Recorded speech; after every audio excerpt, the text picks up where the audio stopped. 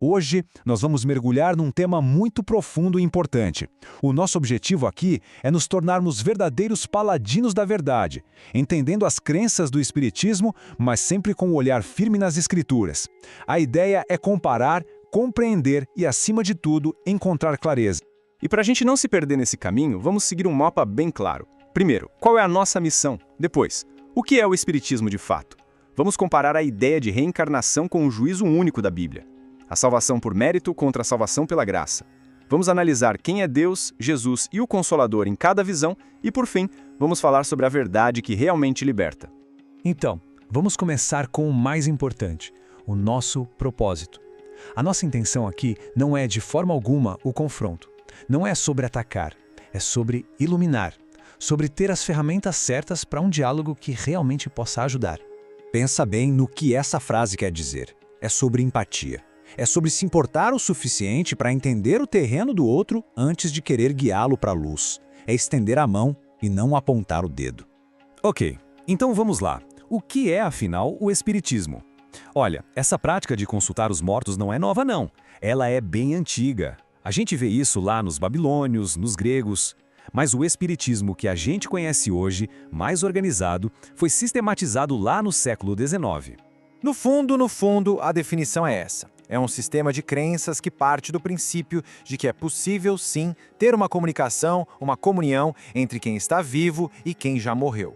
E é dessa ideia, desse alicerce, que todo o resto é construído. Aqui no Brasil, essa crença aparece de duas formas principais. De um lado, tem o chamado espiritismo de mesa, ou kardecismo. Ele se apresenta como algo mais filosófico, até científico. Do outro lado, existe o que a gente conhece como espiritismo de terreiro, que engloba religiões como a Umbanda, o Candomblé, que por falta de conhecimento, muitas vezes são chamadas popularmente só de macumba. Agora, o que a palavra de Deus, que é imutável, diz sobre isso? Aí o contraste é gigantesco. A pergunta que o profeta Isaías faz é muito direta, muito reta. Se um povo tem o seu Deus, por que iria consultar os mortos? A mensagem é clara. A orientação deve ser buscada no Deus vivo. E essa questão já nos joga direto num dos pontos mais cruciais de divergência. A pergunta de $1 milhão. O que acontece depois da morte? É uma vida só? Uma chance? Ou são várias vidas, várias chances para tentar de novo? De um lado, a doutrina espírita, com a reencarnação. A ideia de que o espírito volta e volta e volta em novos corpos para ir se aperfeiçoando, para pagar os pecados das vidas passadas. Do outro lado, a visão bíblica. A pessoa morre uma única vez e depois disso vem o juízo. Ponto final. São dois destinos completamente diferentes. E a Bíblia é muito, mas muito específica sobre isso. Escuta bem o peso dessas palavras em Hebreus. Ao homem está ordenado morrer uma só vez, vindo depois disso o juízo.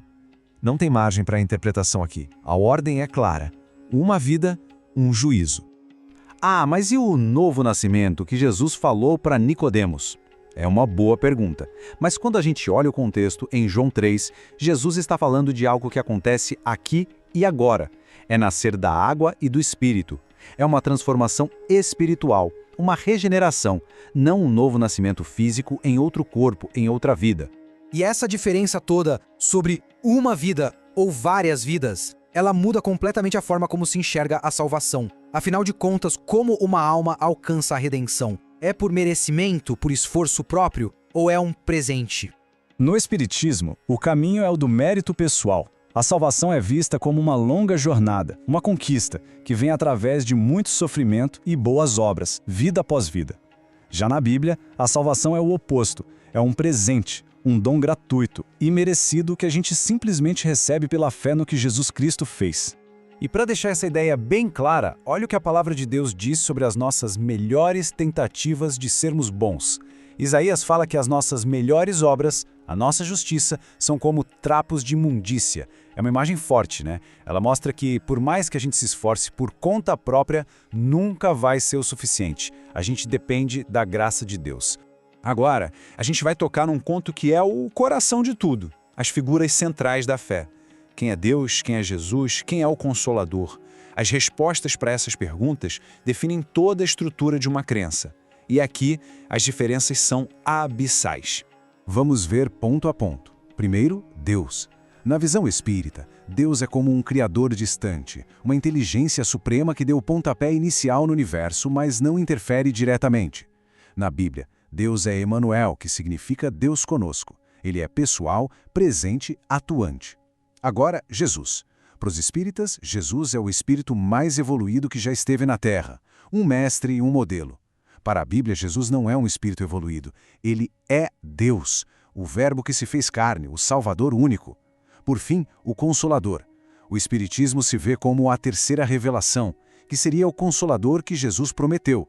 Mas na teologia cristã, o Consolador é uma pessoa, o Espírito Santo, a terceira pessoa da Trindade, que é Deus, assim como o Pai e o Filho. Bom, depois de ver todas essas diferenças, a gente chega na parte final. E entender tudo isso nos leva a uma questão muito séria sobre o perigo real, mas também sobre a esperança que existe. Com visões tão opostas, a pergunta que fica é: qual é o verdadeiro perigo por trás de tudo isso, segundo que as Escrituras nos alertam? O que de fato está em jogo? A visão bíblica é muito sóbria e muito séria aqui. Geralmente, a doutrina espírita nega a existência do inferno ou de Satanás, mas a Bíblia afirma com todas as letras que demônios existem.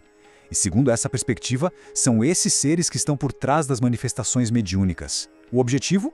Enganar, desviar as pessoas do verdadeiro Deus. É como um grande teatro espiritual, uma encenação cujo objetivo final não é libertar, mas escravizar. E é aqui que a gente conclui com a verdade que liberta. A mensagem central do cristianismo é uma resposta completamente diferente para a busca espiritual. A esperança não está em tentar de novo e de novo em muitas vidas para se aperfeiçoar.